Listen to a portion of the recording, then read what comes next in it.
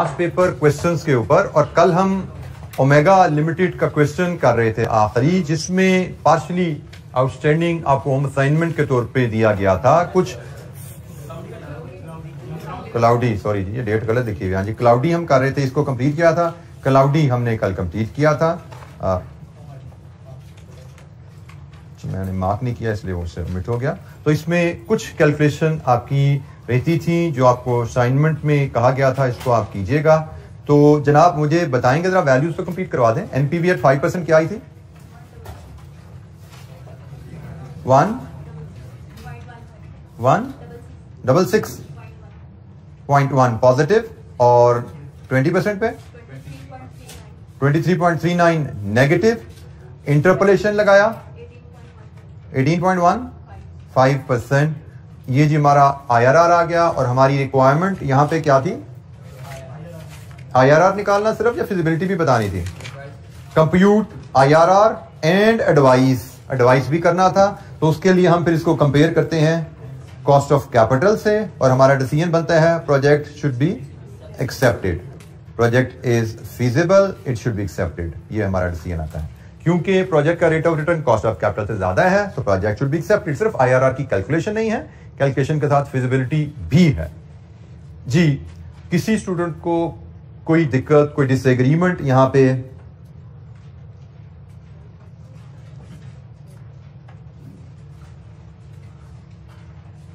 ये दो एनपीवी से आप अपने आंसर को मैच कर सकते हैं, और ये IRR की कैलकुलेशन और ये डिसीजन, ये 1 2 3 4 पॉइंट्स हैं जो आपको मैच करने हैं अपनी कैलकुलेशन से। And if you are satisfied then we can move forward.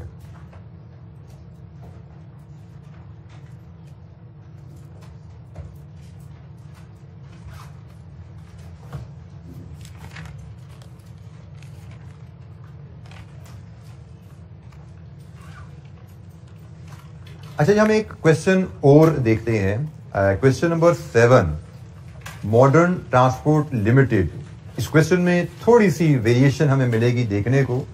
एक नॉर्मल क्वेश्चन जो अभी तक हमने किए हैं उनसे थोड़ा सा डिफरेंट क्वेश्चन है ये, लेकिन बहरहाल हमें डिफरेंट सिनेरियोज के क्वेश्चन को देखने की आदत होनी चाहिए। और बेसिक असूल अगर हमें पता है कि इन्वेस्टमेंट ली जाती है और उसके बाद उस पर रिटर्न्स के ऑपरेटिंग कैश फ्लोज होते हैं, उनको लेके हमने प्रोजेक्ट फिजिबिलिटी असेस करनी होती है, तो इंशाअल्लाह हमें चैलेंज नहीं रहना चाहिए। Question number 7, modern transport limited, spring 17 का क्वेश्चन 7।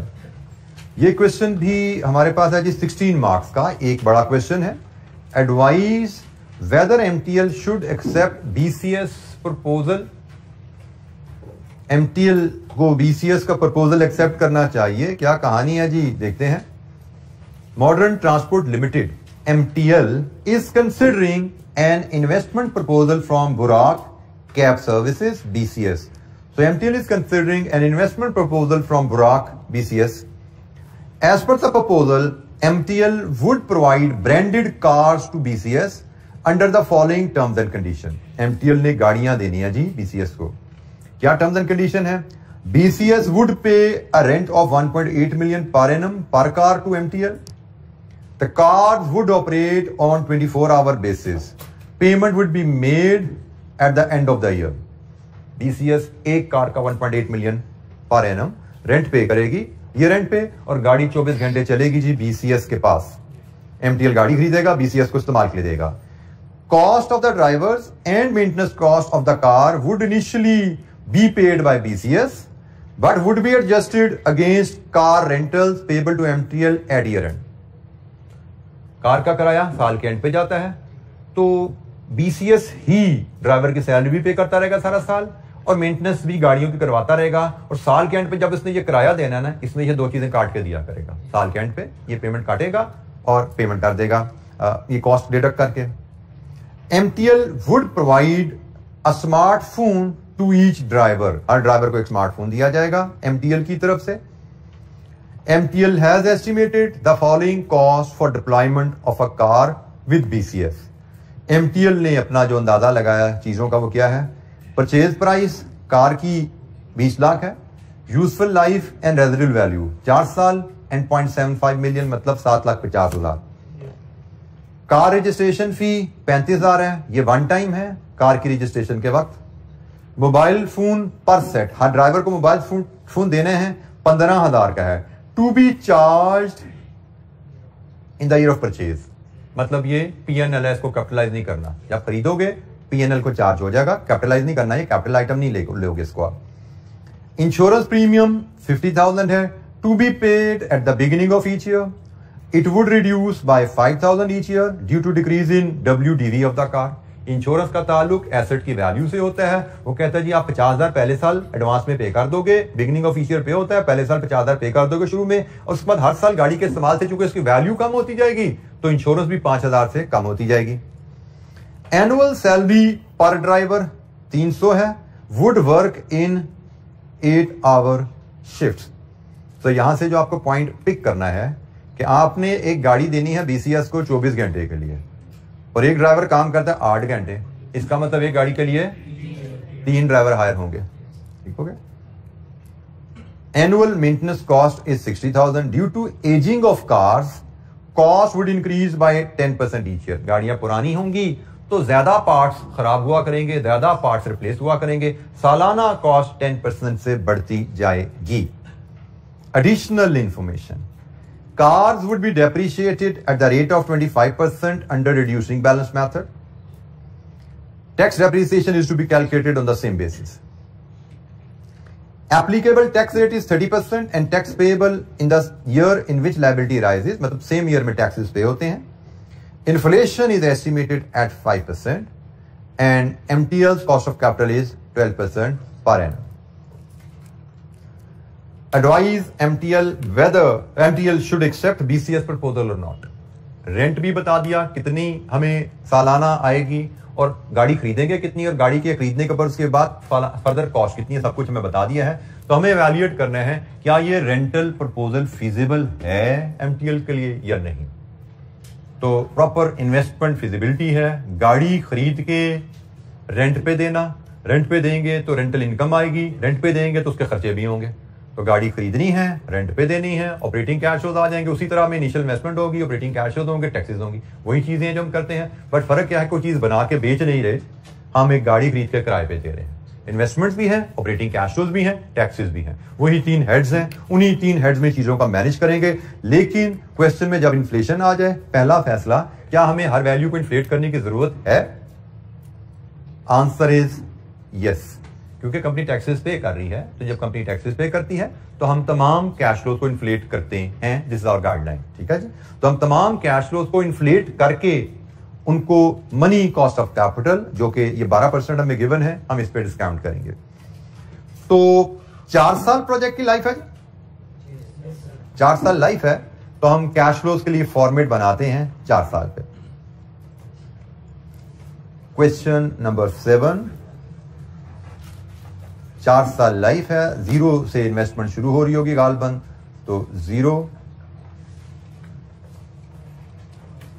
1, 2, 3 and 4.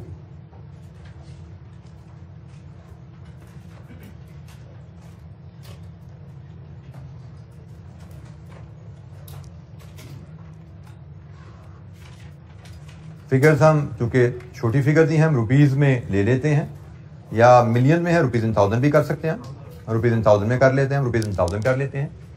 तो हमारी जो आइटम्स हैं, एक इनिशियल कैपिटल इन्वेस्टमेंट है, then net operating cash flows हैं और टैक्सेशन है। हमारी कैश फ्लोज इन्हीं कैटेगरीज में क्लासिफाई होती हैं, या वो कैपिटल एसेट के कैश फ्लोज होंगे, या वो वर्किंग कैपिटल के कैश फ्लोज भी हो सकते हैं, और तीसरी आइटम होती है ऑपरेटिंग कैश फ्लोज। तो हमें इन्हीं 3 कैटेगरीज में कैश फ्लोज को क्लब करके चलना है।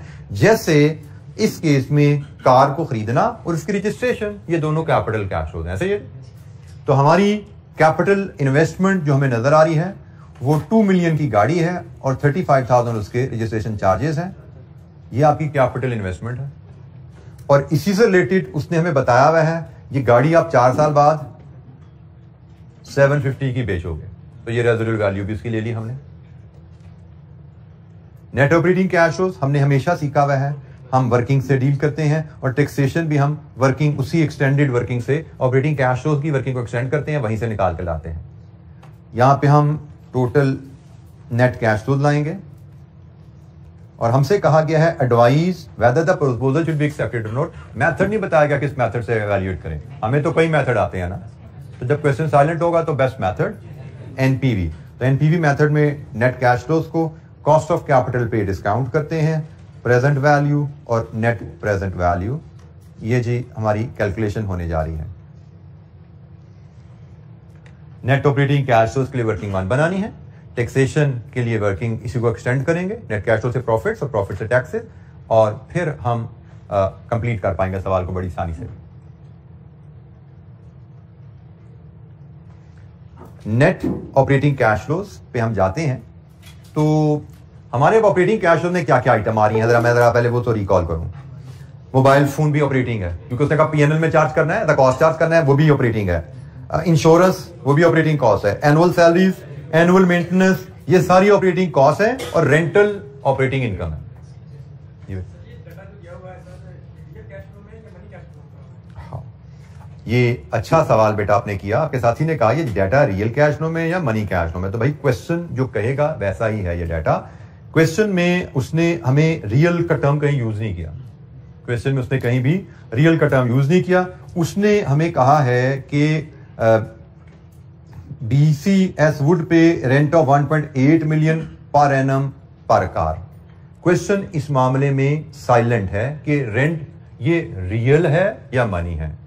जब क्वेश्चन कहे ना ये डाटा रियल है तो वो रियल है। सर आपने कहा कि 5% इन्फ्लेशन है तो ये कैश में इन्फ्लेट करने पड़ेंगे। जी इन्फ्लेट करने पड़ेंगे जी बेटा, मैं इसी पे आ रहा था। अगर तो वो कहे ना ये 1.8 मिलियन रियल है, अगर कहे 1.8 मिलियन रियल है तो ईयर 1 का रेंटल होगा 1.8 मिलियन इंटू 1.05, ये ईयर 1 का रेंटल होगा।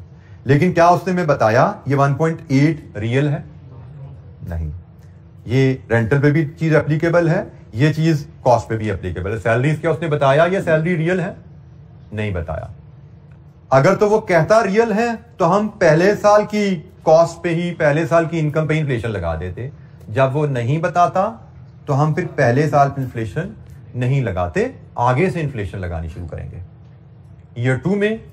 फिर ईयर 2 में जो वैल्यू आएगी, ईयर 2 की जो वैल्यू होगी वो होगी आपकी 18 लाख इंटू 1.05। ईयर 1 की वैल्यू 18 लाख की समझी जाएगी, क्योंकि उसने हमें ये नहीं बताया ये रियल है। जब उसने ये कहा हमें ये नहीं बताया ये रियल है तो हम इसको समझते हैं ये ईयर 1 की वैल्यू है। ठीक है, रियल वैल्यू वो बताएगा तो ही हम उसको रियल लेते हैं। अगर वो रियल वैल्यू नहीं बता रहा तो हम उसको ईयर 1 की वैल्यू लेंगे। आगे तो इन्फ्लेशन डलनी ही डलनी है, इन्फ्लेशन तो आनी है, लेकिन कहां से शुरू होनी है? अगर रियल वैल्यू है तो 1 से ही शुरू हो जाती है, अगर रियल वैल्यू नहीं है तो इसका मतलब वो ईयर 1 की वैल्यू समझी जाएगी, इन्फ्लेशन फिर अगले साल से शुरू होगी जी। तो ये जनाब हमने ये भी इस चीज को क्लियर कर लिया। अब हम ऑपरेटिंग कैश फ्लोज की तरफ आते हैं, अब हम ऑपरेटिंग कैश फ्लोज की तरफ आते हैं और वर्किंग 1। यहां पे वैसे तो हमारा कारोबार चलना है 4 साल, 1 से लेके 4 तक जाते हैं 4 साल, लेकिन हम देख रहे हैं कुछ कॉस्ट हमारी एडवांस में पे होनी है। जैसे इंश्योरेंस तो नजर आ रहा है एडवांस में जा रही है, तो इसका मतलब बेशक कारोबार 4 साल चलना है, लेकिन कारोबार के खर्चों की पेमेंटें 0 से ही शुरू होने वाली हैं। ऐसा ही है, तो खर्चों की पेमेंटें हमारी 0 से ही शुरू होने वाली हैं। तो हम पहले लिस्ट आइटम्स की बनाएं। तो जैसे भी मैंने डिस्कशन करते हुए आपसे शेयर किया, एक तो रेंटल इनकम है, फिर एक मोबाइल फोन्स हैं, फिर इंश्योरेंस है, सैलरीज हैं, मेंटेनेंस है,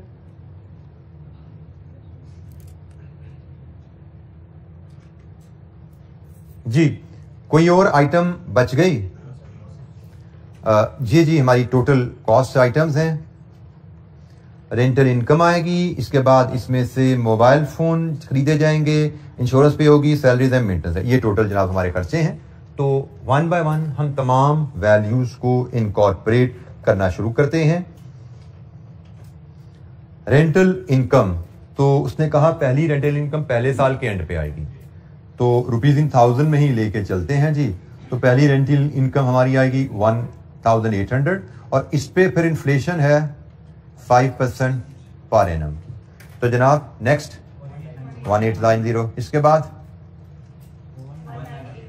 1885। रुपीज इन 1000 में है तो डेसिमल लगाने की जरूरत नहीं है, मिलियंस में हो तो डेसिमल लगाएंगे। रुपीज इन 1000 में जी 285 845 राउंड ऑफ करेंगे ना, 2485 248 2084 ठीक होगा जी, राउंड ऑफ करके हम लिखेंगे। तो ये जनाब हमारी रेंटल इनकम आ गई। मोबाइल सेट उसने कहा जी 15,000 का एक सेट आता है और हमने ड्राइवर्स को देना है। तो इसका मतलब हमें एक गाड़ी का हिसाब लगा रहे हैं, एक गाड़ी के 3 ड्राइवर्स हैं और 3 ड्राइवर्स को हम फिर 3 सेट देंगे ना, और ये सेट 45,000 के बनेंगे। कब देंगे? आज देंगे या साल बाद देंगे? आज ही देंगे जी। आज गाड़ियां दे रहे हैं तो ड्राइवर्स के हाथ में फोन दे के ही भेजेंगे। आज हम उनको ये फोन खरीद के देंगे। इंश्योरेंस के बारे में भी उसने कहा जी एडवांस में पे करनी है, पहले साल की 50,000 है और इसके बाद हर साल 5,000 से कम होती जाएगी। WDV में कमी की वजह से हर साल ये कम होती जाएगी। ये पहले साल की इंश्योरेंस, दूसरा, तीसरा, चौथा साल, 4 साल पूरे हो गए। 4 साल ही लाइफ है ना आपकी, तो यहाँ पे कोई इंश्योरेंस पे नहीं करनी है आपने, 4 साल पूरे हो गए आपके। अच्छा, यहाँ पे ये चीज जरा जहन में रखिएगा, इंश्योरेंस कॉस्ट पे इन्फ्लेशन का कोई असर नहीं आता। बिजली का बिल है ना, महंगाई होगी बढ़ जाएगा। पेट्रोल है, महंगाई होगी महंगा हो जाएगा। कोई मटेरियल है, लकड़ी खरीदते हो, महंगाई होगी महंगा हो जाएगा। जस्ट लाइक बिजली, पेट्रोल, मटेरियल, इंश्योरेंस भी कॉस्ट है, बट इसका ताल्लुक एसेट की कॉस्ट वैल्यू से होता है और एसेट तो आपने जीरो में बाय कर लिया है। इसका ताल्लुक तो एसेट की कॉस्ट से, और फिर उसके बाद डेप्रिसिएशन, उसकी वैल्यू कम हो रही है, उसमें इन्फ्लेशन असरअंदाज नहीं होती। इन्फ्लेशन तो उस अमाउंट पे असरअंदाज होगी जो फ्यूचर में आप स्पेंड करो। तो एसेट तो आपने जीरो में खरीद लिया है और इंश्योरेंस तो जीरो में जो आपने अमाउंट स्पेंड की है उसकी वैल्यू पे डिपेंडेंट है। इंश्योरेंस का ताल्लुक जीरो में जो आपने एसेट खरीदा है उसकी वैल्यू से है। इन्फ्लेशन तो फ्यूचर में स्पेंडिंग को इफेक्ट करती है। तो जनाब इंश्योरेंस पे इन्फ्लेशन का कोई असर नहीं आता। सैलरीज उसने कहा कि पर ड्राइवर 3 लाख हैं, तो हमने तो लेने हैं 3 ड्राइवर, तो 3 लाख इंटू 3 पहले साल होगी जी वो कॉस्ट 9 लाख और उसके बाद आएगी इन्फ्लेशन 5% पर एनम की 945 9 993 992 4 2।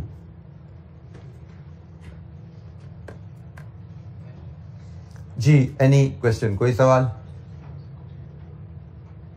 अब आ जाइए मेंटेनेंस कॉस्ट पे। हमें कहा गया जी मेंटेनेंस कॉस्ट पहले साल होगी 60,000, इसके बाद इसमें 10% इजाफा आएगा एजिंग की वजह से। एजिंग का मतलब गाड़ी के पार्ट्स की एक्सपायरी बढ़नी शुरू हो जाएगी, मोर पार्ट्स विल रिक्वायर रिप्लेसमेंट, तो 10% तो इजाफा एजिंग की वजह से आना है, 5% इन्फ्लेशन की वजह से भी तो आएगा।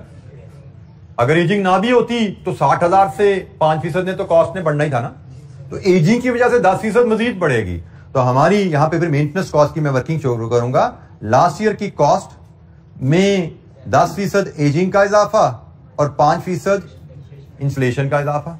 तो जनाब नेक्स्ट ईयर की कॉस्ट 69, डेसिमल को राउंड ऑफ करेंगे, next year 80, no point, next year 90, 91 और 2 और 3, 92 राउंड ऑफ करेंगे भाई। लीजिए जी, ये हमारे operating cash flow with timing, कब हमारी जेब से पैसा कितना जा रहा है, कब हमारी जेब में पैसा कितना आ रहा है, हमने टाइमिंग के साथ इनफ्लो और आउटफ्लो को रिकॉर्ड कर लिया।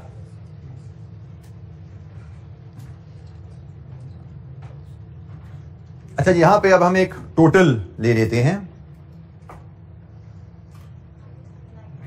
Net operating cash flows 95 negative, 7 95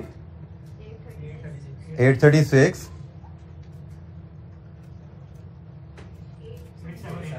878,950। लीजिए जी, ये हमारे पास नेट ऑपरेटिंग कैश फ्लोज की फिगर आ गई।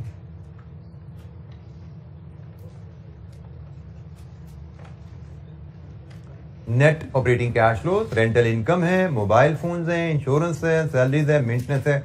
कब कितनी कैश इनफ्लो और आउटफ्लो की वैल्यू है, हमने टाइम के मुताबिक टाइमलाइन के हिसाब से उसको प्लेस कर लिया। एंड और इंटरवल्स पे 0 से लेके 4 तक की वैल्यूज हैं। तो जनाब, नेट ऑपरेटिंग कैश फ्लोज की वैल्यूज को अब हम मेन आंसर शीट में अपनी एक्सटेंड कर लेते हैं। नेट ऑपरेटिंग कैश फ्लोज की वैल्यूज को मेन आंसर शीट में हम एक्सटेंड करेंगे। 0 में 95 का आउटफ्लो है, फिर 795, फिर 836, फिर 878, फिर 950। नेट ऑपरेटिंग कैश फ्लोज हमारे क्या हैं जी? एनी क्वेश्चन, कोई सवाल?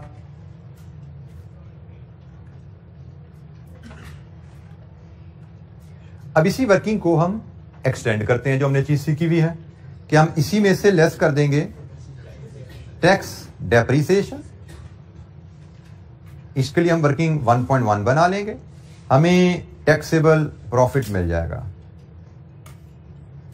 और टैक्सेबल प्रॉफिट पे फिर हम कैलकुलेट कर लेंगे टैक्स। कितना टैक्स है?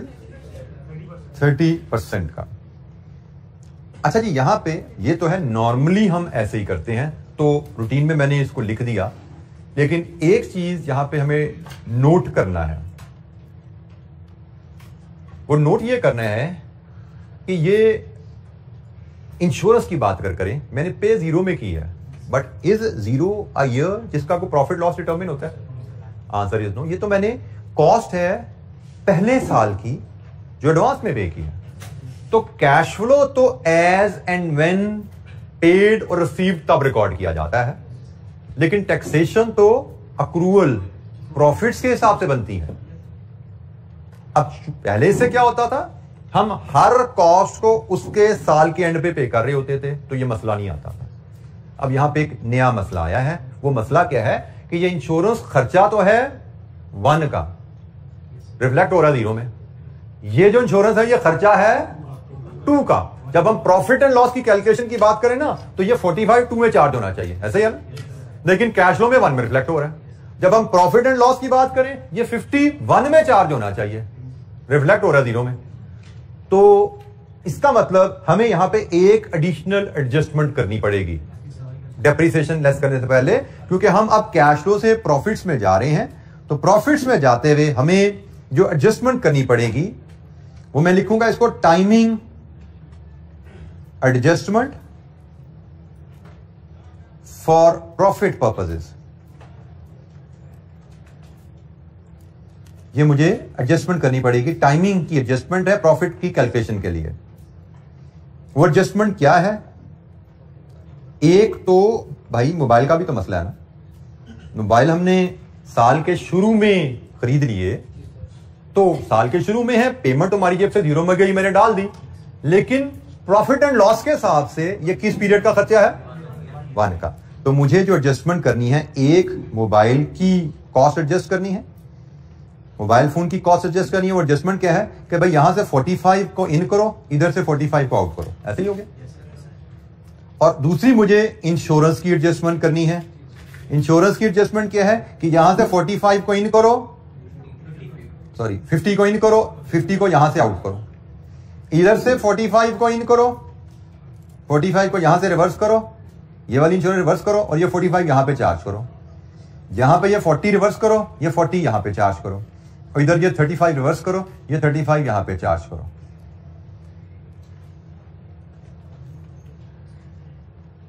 ये हमारी टाइमिंग की एडजस्टमेंट हमें करनी पड़ रही है यहां पे।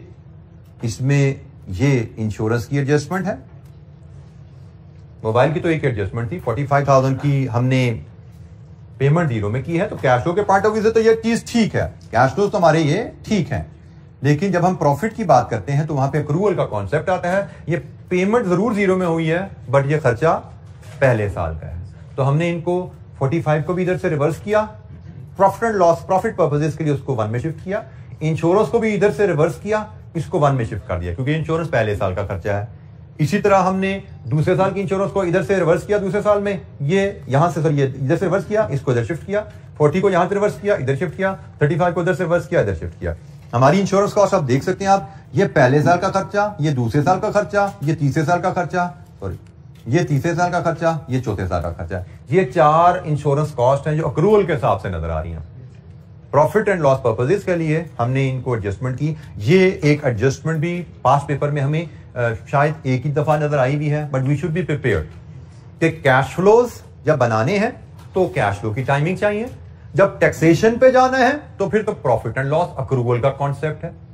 जैसे इंश्योरेंस पे हमने जरूर 0 में पे की हमने, लेकिन ये खर्चा तो 1 का है, तो भाई कैश फ्लो के लिए तो ये ठीक है 0 में आ गई, कब कितना पैसा जेब से क्या डाल दो। लेकिन जब टैक्सेशन पे जाना है तो भाई ये जो 0 में हमने पे जरूर की है, लेकिन ये खर्चा 0 में नहीं, खर्चा प्रॉफिट के लिए ये 1 का खर्चा, तो यहां से रिवर्स किया, इधर डाल दिया, इसको भी यहां से रिवर्स करके इधर डाल दिया, एंड सो ऑन। अब बाकी डेप्रिसिएशन ले आते हैं। अब हम डेप्रिसिएशन ले आते हैं और डेप्रिसिएशन के बाद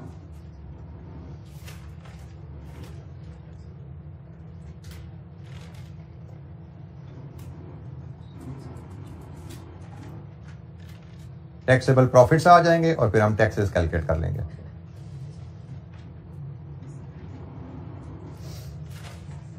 जी, किसी स्टूडेंट के ज़हन में यहां पे कोई क्वेश्चन, कोई चीज समझ नहीं आई, पूछिए।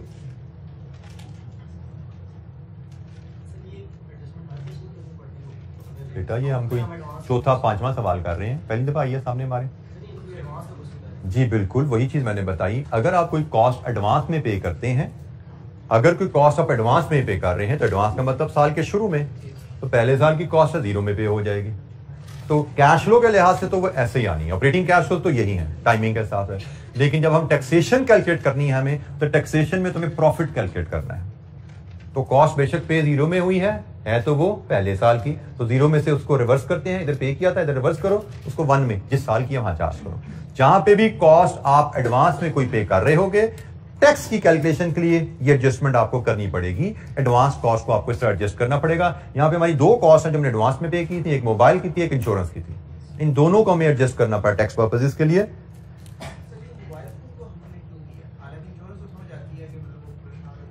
बेटा उसने बताया हुआ है कि mobile to be charge in the year of purchase, जिस साल खरीदोगे उस साल के एक्सपेंस में चार्ज कर देना।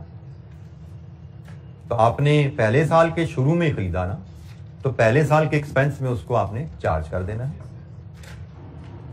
जी, एनी अदर क्वेश्चन?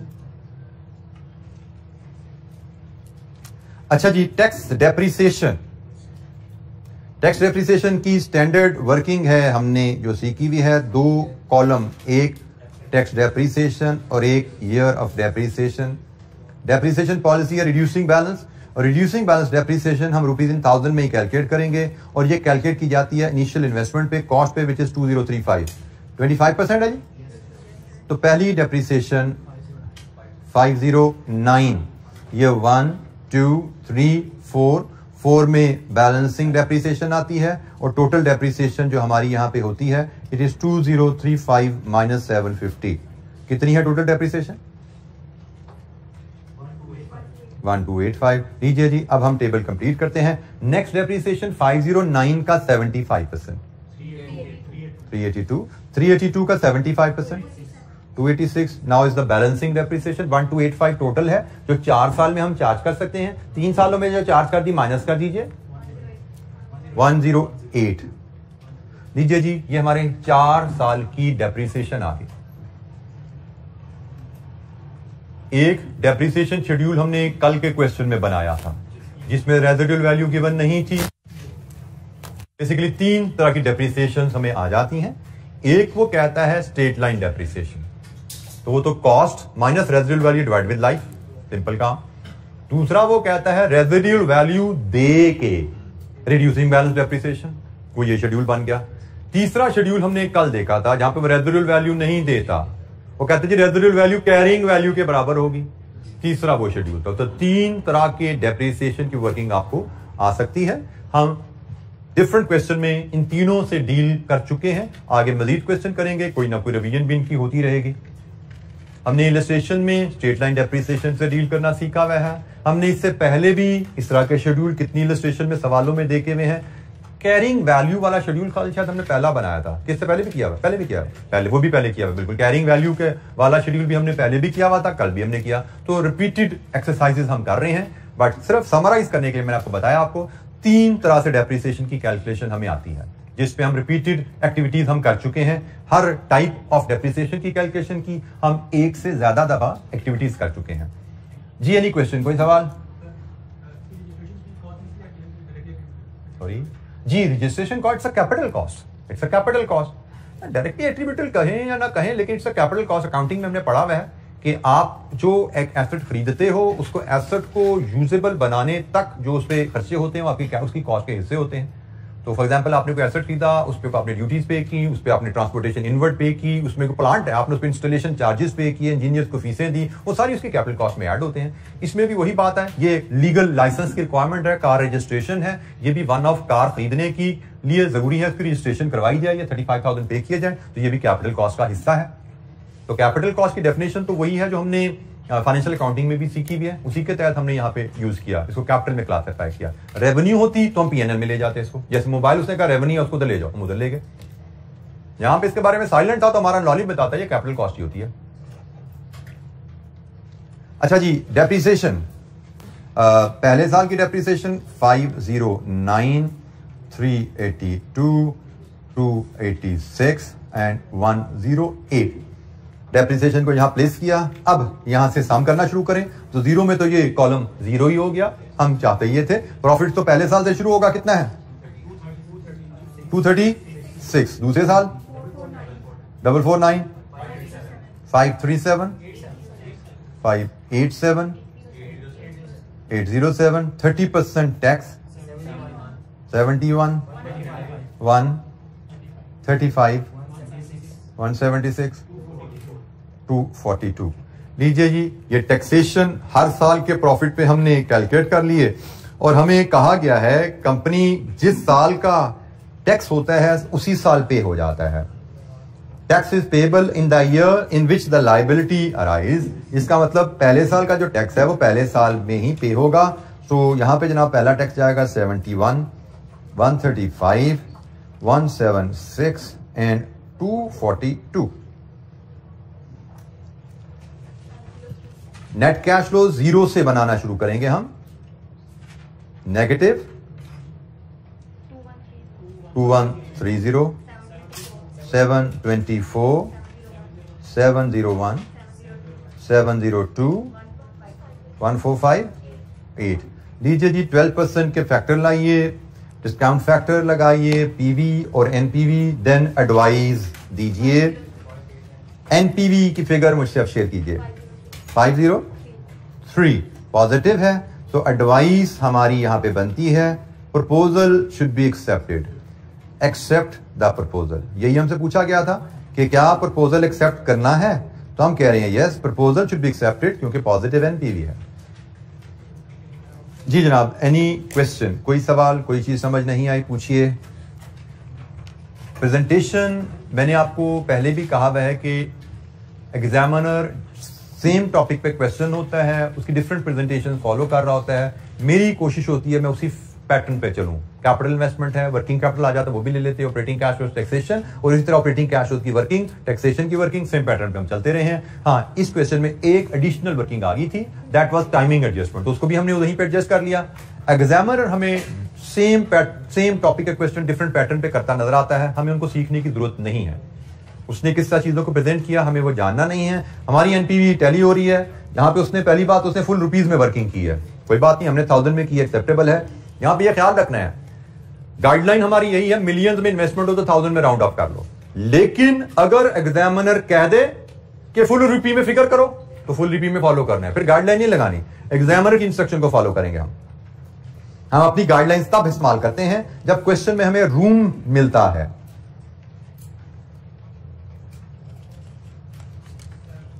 जी बेटा, जी बेटा, कहां से ये वर्किंग, इसको ना जी कोई सवाल? सर आपने कहा कि इंश्योरेंस का ताल्लुक एसेट की डब्ल्यूडीवी या कॉस्ट से होता है। डब्ल्यूडीवी भी तो कॉस्ट पे बेस होती है ना। तो आने वाले क्वेश्चनों में वो लिंक करवा सकता है कि insurance based on WDV asset का 5% या कर भी सकता है। डब्ल्यूडीवी हम कैलकुलेट कर ही रहे हैं, हर साल की डब्ल्यूडीवी तो हम निकालते ही हैं, डेप्रिसिएशन शेड्यूल में निकाल ही सकते हैं, नहीं भी निकाल तो सकते हैं ना। वो आपको कह सकता है कि डब्ल्यूडीवी पे आपकी इंश्योरेंस बेस करेगी, 5% ऑफ डब्ल्यूडीवी है तो इंश्योरेंस कॉस्ट आप वहां से कैलकुलेट कर लें। ऐसा कभी उसने टेस्ट किया नहीं, ये तो कॉम्प्लेक्सिटी है, जितनी वो बढ़ाना चाहे बढ़ा दे। लेकिन मैं फिर वही कहता हूं कि अगर आप सवाल ध्यान से पढ़ रहे हो तो डब्ल्यूडीवी कैलकुलेट हम करते हैं डेप्रिसिएशन शेड्यूल में, या कर सकते हैं आसानी से। कॉस्ट माइनस डेप्रिसिएशन यही होते हैं ना डब्ल्यूडीवी। तो डब्ल्यूडीवी हम हर साल की कैलकुलेट कर सकते हैं, तो उस पर परसेंटेज लगा के इंश्योरेंस भी निकाल सकते हैं। एक एडिशनल वर्किंग हमारी ऐड हो जाएगी इंश्योरेंस एक्सपेंस की कैलकुलेशन की भी, कोई इशू नहीं है, डुएबल होती हैं चीजें। तो मैं जो बात आपको मैं कहता हूं, क्वेश्चन में कोई नई चीज आ जाए इसका मतलब ये नहीं कि ये इम्पॉसिबल है। नई चीज का मतलब एक लम्हा सोचो, 10-15 सेकंड लगेंगे आपको सोचने में, you will come up with the solution. करना क्या है, क्योंकि डाटा क्वेश्चन में गिवन होता है, उसी डाटा को यूज करके आपने फिगर्स वर्कआउट करनी होती हैं, तो सिर्फ आपने एक लम्हा सोचना होता है। जी जनाब, एनी क्वेश्चन, कोई सवाल?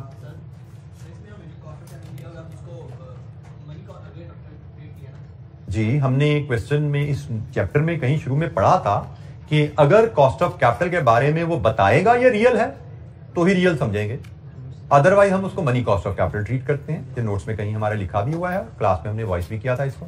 अगर वो बताए कि कॉस्ट ऑफ कैपिटल रियल है तो उसको रियल लेना, अदरवाइज मनी ही लेके चलोगे आप। जी जनाब, एनी अदर क्वेश्चन, कोई और सवाल?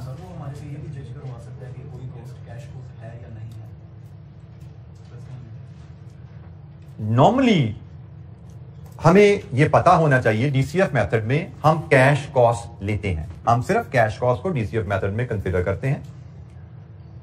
नॉर्मली हमें नॉन कैश में सिर्फ एक ही कॉस्ट दी जाती है, वो डेप्रिसिएशन होती है। जैसे कल हमने सवाल में देखा था, उसने कहा जी कॉस्ट हमारी इतनी है, तो कॉस्ट है तो भाई कॉस्ट में तो डेप्रिसिएशन भी शामिल होती है क्योंकि डेप्रिसिएशन की वर्किंग गिवन थी। नॉर्मली हमें क्वेश्चन में सिर्फ डेप्रिसिएशन ही नॉन कैश कॉस्ट है जिससे डील करने को कहा जाता है। बट अगेन वो अगर अलहदा से हाईलाइट कर देगा भाई ये कोर कॉस्ट भी है जो नॉन कैश है, बता दे तो ठीक है, लेकिन कभी इवन बीएफडी में भी इसके अलावा नहीं आई, डेप्रिसिएशन के अलावा कोई नॉन कैश कॉस्ट हमें एग्जाम में टेस्ट नहीं की गई। लेकिन अगेन मैं फिर नहीं कहता कि कभी देगा भी नहीं, उसका दिल करे एग्जामिनर का हो सकता है दे भी दे, बट जो भी देगा बताएगा ये नॉन कैश है। तो हमें पता है जिसका डेप्रिसिएशन नॉन कैश है, हमने उसको अपनी कैश फ्लो में नहीं डाला, कोई और नॉन कैश होगी उसको भी निकाल देंगे, क्योंकि हम कैश फ्लो, कैश इनफ्लो और कैश आउटफ्लो को लेकर चल रहे हैं।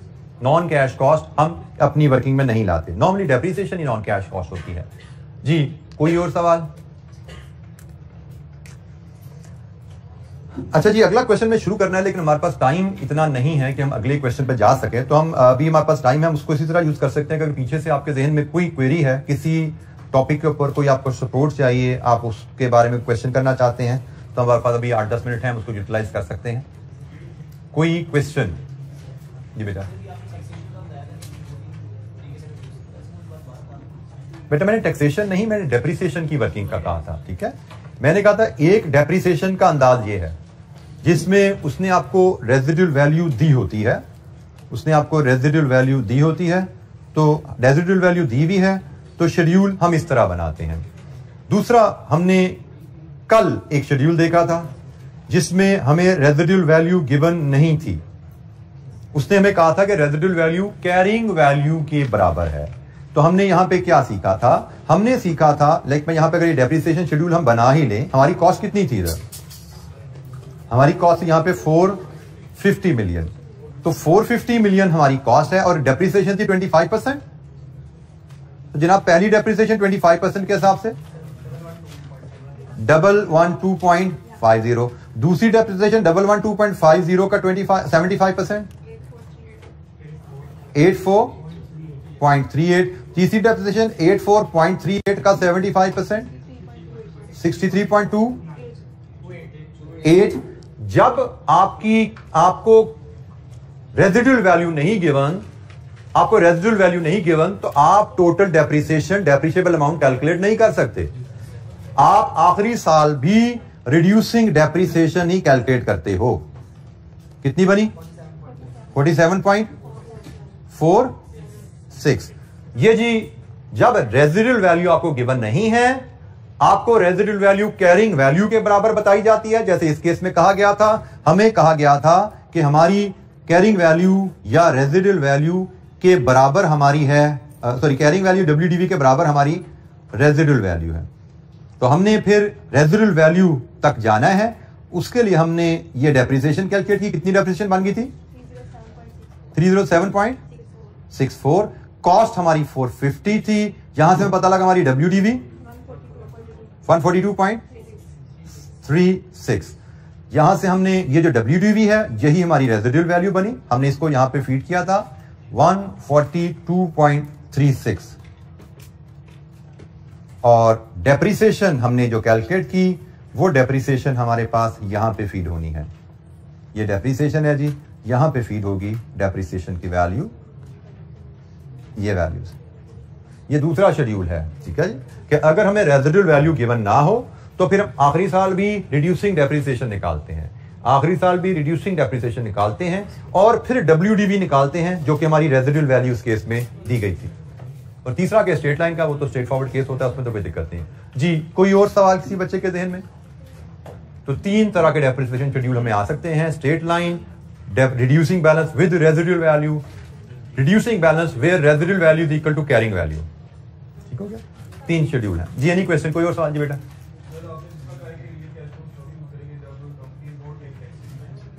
जब कंपनी टैक्सेस भी नहीं देती और इन्फ्लेशन रेट भी एक हो। नहीं, हमने कल ही सवाल किया था, उसमें 2 इन्फ्लेशन रेट थे। प्राइस मतलब हमें कल एक सवाल किया था ना जिसमें कॉस्ट राइस का रहता था, कॉस्ट का रहता था। एक से ज्यादा इन्फ्लेशन रेट भी हो सकते हैं। टैक्सेशन पे नहीं करती लेकिन इन्फ्लेशन रेट से ज्यादा है तो भी मनी कैश में जाएंगे। इन्फ्लेशन रेट एक है, टैक्सेशन पे करती है तो भी मनी कैश में जाएंगे। लेकिन टैक्सेशन भी पे नहीं हो रही और इन्फ्लेशन रेट भी एक है, सिर्फ एक ही सूरत है रियल कैश में जाने की जी। Any other question? अच्छा जी, आज के लिए इतना ही। बाकी इंशाअल्लाह हम नेक्स्ट वीक मिलेंगे तो अपनी डिस्कशन को, क्वेश्चंस को कैरी करेंगे। अभी हमारे कुछ मजीद क्वेश्चन रहते हैं 3, तो मे बी एटलीस्ट 2 डेज हमें और चाहिए होंगे, जिसके बाद हम फिर नेक्स्ट चैप्टर पे इंशाअल्लाह मूव कर रहे होंगे। नेक्स्ट वीक में ही नेक्स्ट चैप्टर पे हमारी डिस्कशन स्टार्ट हो जाएगी इंशाअल्लाह। टेस्ट मुझे लगता है शायद बताया गया है कि नेक्स्ट वीक से होगा, इस वीक शायद नहीं। नेक्स्ट वीक असेसमेंट है आपकी, नेक्स्ट वीक असेसमेंट है, तो उस असेसमेंट में आपका जितना अब ये MFA पढ़ लिया हुआ है, ये टॉपिक हमारा पूरा हो चुका है तकरीबन। अब हम प्रैक्टिस क्वेश्चन ही कर रहे हैं, ठीक है। और आपका जो मैनेजरियल पोर्शन है वो भी आप जो पढ़ चुके हो, वो मिला के एक पेपर आपको असेसमेंट का नेक्स्ट वीक आएगा। नो टेस्ट दिस वीक, ठीक है। Thank you very much. अस्सलाम वालेकुम।